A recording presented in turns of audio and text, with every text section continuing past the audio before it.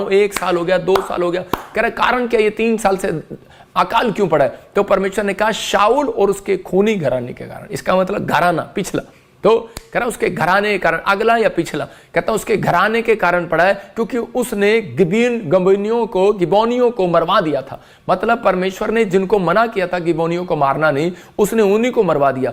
आज हम बहुत सारे लोग हत्या नहीं करते, हम डरते हैं, लेकिन आज बल हम लोग जब किसी की प्रॉपर्टी मार लेते हैं, किसी का पैसा मार लेते हैं, तो उसी समय वो क्या होता है, या फिर किसी से उधार ले लेते हैं और हम दे नहीं पाते, मतलब कि आप कोई जानबूझ कर नहीं दे पाते बहुत सारे लोग। मतलब कि कई बार ऐसी सिचुएशन बन जाती है, शैतान ऐसी सिचुएशन लेकर आता है कि वो लोग जो है उनका पैसा वापस नहीं दे पाते और वो तंग हो जाते हैं और लोग उन्हें प्रेशर करते रहते हैं, पैसा दे पैसा दे। मैं उस स्थिति में बता रहा हूं कि वो एक हत्या के बराबर होता है। वो अंदर से कलप रहा होता है और वो लोगों को शराब दे रहा होता है। मैं फाइनेंस की बात बता रहा हूं कि आज फाइनेंस ग्रोथ कराने वाली मीटिंग है। इस कारण से बहुत सारे लोगों के फाइनेंस में प्रॉब्लम रहती है। हो सकता है कि आपने किसी क्लास में उधारे लिए, आपने फिर बड़े हो गए, फिर आपने उधारे लिए, फिर आपने लिए और आपसे ना दिया जा रहा हो, तो परमेश्वर का वचन बोलता है यशायाह की किताब में, कह रहा मैं तुम्हें उधार लेने वाला नहीं देने वाला बनाऊंगा। तो आपको विश्वास करना है कि परमेश्वर आज से इस मीटिंग के बाद आपको उधार देने वाला नहीं, कह रहा कि उधार देने वाला बनाएगा, लेने वाला नहीं। हालेलुया। तो आपको बिलीव करना है कि आज परमेश्वर मेरे साथ है। अपने हाथों को उठाओ और कहूं परमेश्वर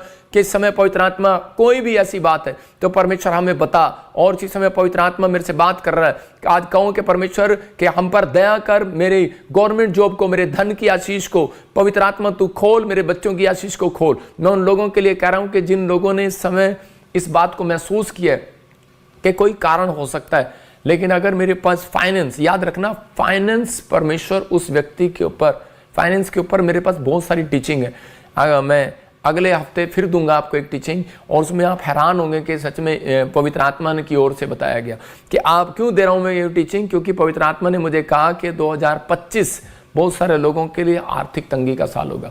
पहले से बता रहा हूं आपको, अक्टूबर से पता लगने लगेगा 2024 में। तो ये पवित्र आत्मा ने मुझे फाइनेंस के बारे में कहा, क्योंकि बहुत सारे लोग कहते हैं कि प्रार्थना करो प्रार्थना करो। परमेश्वर ने यायर की लड़की को जिंदा करने के बाद उसने कहा इसको खाने को दो। इसका मतलब उसने उनका इंतजाम भी किया।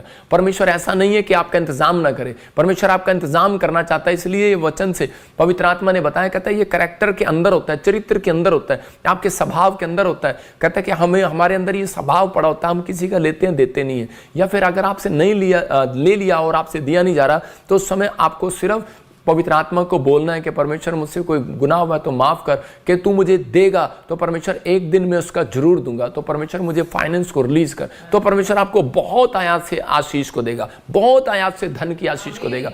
बहुत बार करा, इसलिए करा कि दाऊद को जब ये बात पता लगी तो दाऊद ने परमेश्वर से पूछा और परमेश्वर ने कहा इसके खून नहीं कराने के कारण। इसका मतलब कह रहा है कि हत्या के कारण। कह रहा है यहां पर बहुत सारे लोगों के जीवन में ये गलतियां होती है और उनको पता नहीं होता। न्यायों की किताब 16:5 में कह रहे एक शिमशोन नाम का एक व्यक्ति था, वो बहुत बड़ा ताकतवर था। तो उस समय में वो इतना ताकतवर था क्योंकि वो किस कारण से, क्योंकि वो अपनी पवित्रताई के कारण से, वो इतना पवित्र, मतलब कि वो इतना धर्मी, मतलब कि वो प्रार्थना करने वाला, मतलब बोल्ड व्यक्ति था।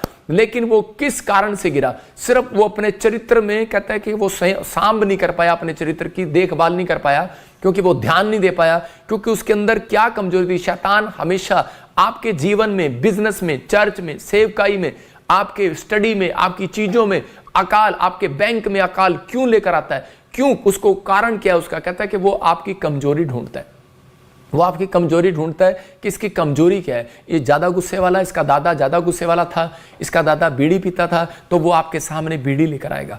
इसका दादा शराब पीता था तो शराब लेकर आएगा। हो सकता है आपके डैडी ने ना पियो, आपके डैडी ने उस शराब को तोड़ दिया, मतलब उसने ना पियो, लेकिन आगे बच्चा जरूर पिएगा, उसको जरूर डालेगा शराब में, मतलब कुछ ना कुछ करेगा। मतलब वो देखता है कि इसका दादा एक औरत नहीं 4-4 औरतों से खुश होता था, तो उसी समय उसके सामने आगे बेटे के सामने औरतें लेकर आएगा। अगर वो नहीं खुश हुआ तो उसके सामने कहता है कि और लेकर आएगा। ऐसे ही शिमशोन के साथ हुआ, उसने उसको पकड़ा और शिमशोन को क्या किया, उसके सामने, कहता उसके सामने बार बार देखता था कि वो बहुत ताकतवर है। तो उस समय फिलिस्तीनी लोग जो है उसको मार नहीं पाते थे, और समय में फिलिस्तीनी लोगों ने एक नबी से पूछा, कहता है कि बता, और इसी समय कि हमें बता कि हम तुझे बहुत सारा पैसा देंगे। लेकिन उसने परमेश्वर के डर से उनसे पैसा तो नहीं लिया, लेकिन उसको ये बात बता दी, कहता है कि इनकी कमजोरी है, कहता है इसकी कमजोरी जो है, कहता है इजराइलियों की कमजोरी है 2 लोमड़ियां, 2 फॉक्स। कहता है मतलब 2 औरतें, कहता है कि 2 सुंदर औरतें इनके पास भेज दो।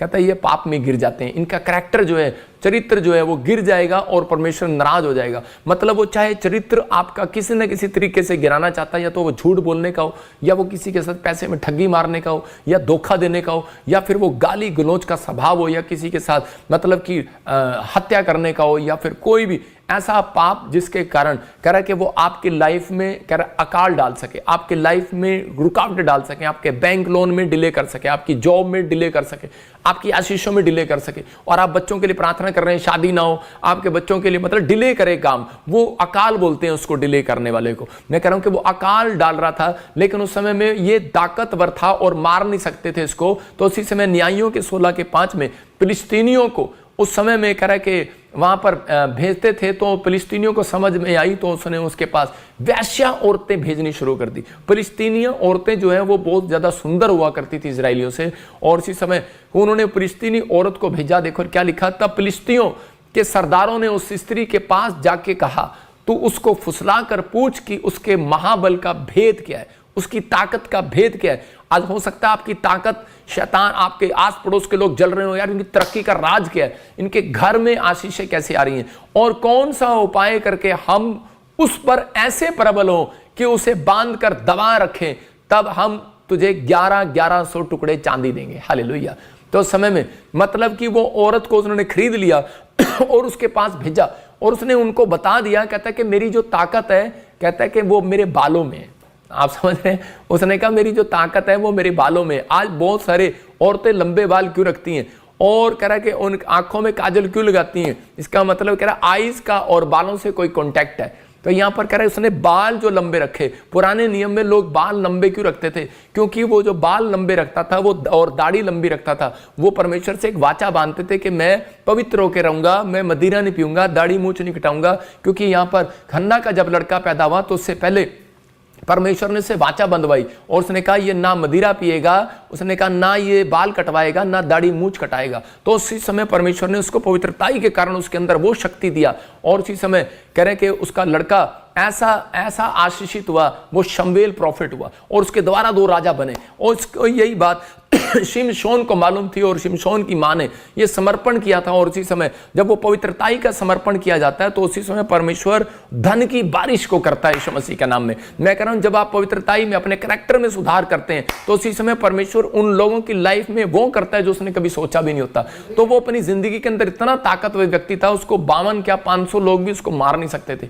तो फिलिस्तीनी उससे इतना डरते थे, और उस समय में उन्होंने क्या किया, उसी समय उनको गिराने के लिए उन्होंने जो वो औरतों को भेजा, और उसने बता दिया अपना भेद कि मेरे बालों में है। और उन्होंने उसके बाल रात को सोते हुए उसके बांधकर और बाल काट दिए, और बाल काटने के बाद उन्होंने उसकी आंखें फोड़ दी। देखो, उन्होंने बाल पर और आईज पर अटैक किया। इसका मतलब शैतान जो है वो आंखों के द्वारा घुसता है, बालों के द्वारा नहीं घुसता, आंखों के द्वारा घुसता है, कि आंखों के द्वारा। इसलिए यीशु मसीह ने एक जगह पर कहा, कह रहा है कि कुदृष्टि ना डालना, मतलब आपके चरित्र में ये चीजें, कह रहा है कि जब जितना आप चरित्र में सुधार करेंगे, उतना परमेश्वर आपके कामों को खोलता चला जाएगा यीशु मसीह का नाम। हो सकता है कि आप एक दिन में नहीं कर पा रहे, लेकिन परमेश्वर का आत्मा कह रहा है कि एक टारगेट रखना पड़ता है, अपने बच्चों के लिए रखना पड़ता है। जब मैं सेवकाई में आया तो पवित्र आत्मा ने मुझे कहा था कि 3 चीजों से दूर रहना, शराब, कह रहा नशे से, लड़की से, और कह रहा कि और तीसरा एक और पैसे के लालच से। तो इन चीजों से कह रहा कि दूर रहना। तो पवित्र आत्मा आपको बताता है कि कर धीरे धीरे उन चीज़ों से हमें बचा जाता है। लेकिन यहाँ पर बहुत सारे लोग जो हैं कर वो इन चीज़ों को नहीं समझ पाते, और वो शैतान के हाथ में गिर जाते हैं, और उन्होंने उठाकर उसकी आंखें फोड़ दी शिमशोन की, और वो अंधा हो गया, और उसी समय उसको मार डाला उन्होंने। आज बहुत सारे, इसका रहस्य क्या है कि यही बात बता रहा हूं कि आंखों को फोड़ डाला शिमशोन की। आज शैतान बहुत सारे लोगों की, विश्वासियों की आंखों को क्यों फोड़ना चाहता है? हो सकता है कि आपकी आंख जिंदा हो, आपकी आंखों को क्यों फोड़ रहा है? कह रहा है कि आपकी आंख, कहता है वो, कहता है मैं उसको मानता हूं, कहता है जो आपकी कार है, घर है, बच्चे हैं, परिवार है, इसका मतलब कहता है वो आपकी आंखों पर बसे हुए हैं, आपकी आंखों में बसे हुए हैं, आप इनसे देखते हो अपनी आशीषों को। तो कहता है इनकी आशीषों में कुछ करंट डालो और उसी समय ये लोग ढीले हो जाएंगे और उसी समय निराश हो जाएंगे और परमेश्वर से दूर हो जाएंगे। इसलिए फिलिस्तीनी लोग जो है वो उसकी ताकत का राज पूछ रहे थे, लेकिन शिमशोन को जब अपनी गलती का एहसास हुआ तो उसने एंड टाइम पर परमेश्वर से प्रार्थना किया और उसी समय फिर से परमेश्वर ने उसे जान दिया, ताकत दिया और उसी समय उसने उन सबको गिरा दिया। मैं फिर कह रहा हूं कि मार दिया अपने दुश्मनों को। तो याद रखना कि अगर आज आप अपनी लाइफ में कुछ नहीं कर पा रहे तो इस समय अगर आपको एहसास आ गया कि पवित्र आत्मा जी मेरी आंखों के सामने आज तक विकार गाड़ी मैंने अपनी जिंदगी में एक भी आशीष क्यों नहीं देखा, तो पवित्र आत्मा कह रहा है कि इस समय आपको पूछने की जरूरत है। नंबर 2 कह रहा है कि आपको पश्चाताप करने की जरूरत है। नंबर 3 कह रहा है कि भला काम करने की जरूरत है। नंबर 4 कह रहा है कि आपको अपने कैरेक्टर में सुधार करने की जरूरत है। अगर आप करते हैं तो पवित्र आत्मा काम करता है। बहुत सारे लोगों के अंदर कह रहा है कुछ पाने की लालसा होती है, एक लालसा पाने का घमंड, लालसा पाने का एक पाप होता है और उन लोगों को पता नहीं होता। ये पाप भी बहुत सारे लोगों के कारण कहता है कि धन की आशीष में रुकावट में बैठ जाता है। तो यहाँ पर कह रहा है कि इसके पास इतना धन था शिमशोन, लेकिन जीरो हो गया।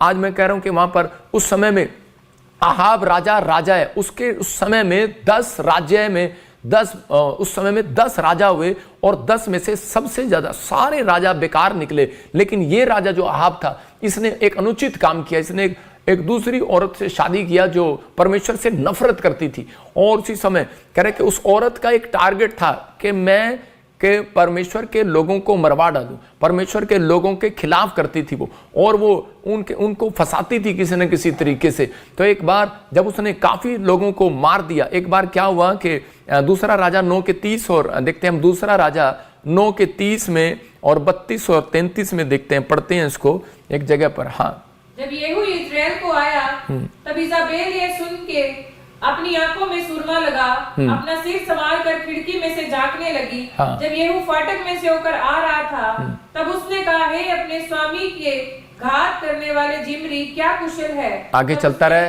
हाँ। खिड़की की ओर मुंह उठाकर पूछा, मेरी ओर कौन है? कौन? इस पर 2-3 खोजों ने उसकी ओर झांका। तब उसने कहा, उसे नीचे गिरा दो। अतः उन्होंने उसको नीचे गिरा दिया और उसके लहू के कुछ छींटे दीवार पर और कुछ घोड़ों पर पड़े और उन्होंने उसको पांव से लताड़ दिया। हालेलुया। देखो यहाँ पर क्लियर लिखा करके आहाब की जो पत्नी थी कि उसके साथ भी एक बालों का और आंखों का एक बड़ा कॉन्ट्रास्ट था, मतलब कि कॉम्बिनेशन था। ये औरत परमेश्वर से नफरत करती थी और ये उस समय में किसी भी चीज को, ये इतनी लालची थी, मतलब ये इसका मन धोखा देने वाला था। इसके चरित्र में ये 3 चीजें थी, ये लालची थी, धोखा देने वाली थी और कुछ भी पाने के लिए, कुछ भी चीज लेने के लिए ये कुछ कैसी भी हद तक गिर सकती थी, हत्या तक भी कर सकती थी।